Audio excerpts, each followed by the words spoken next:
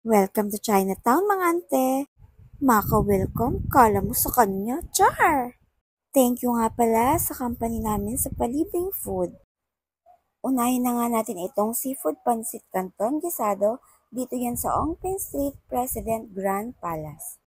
Sa mga gusto nga mag-food crawl dito sa Chinatown, ay ang masasuggest nga dito ay weekdays kayo pumunta para hindi ganun kadami ang tao.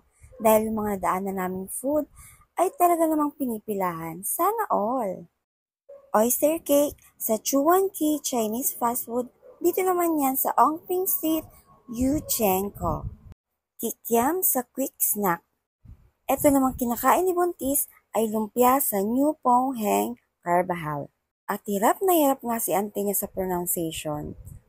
O, diba? Nag-present pa dyan si ante nyo. Ito naman ay radish cake sa YN Fast Food.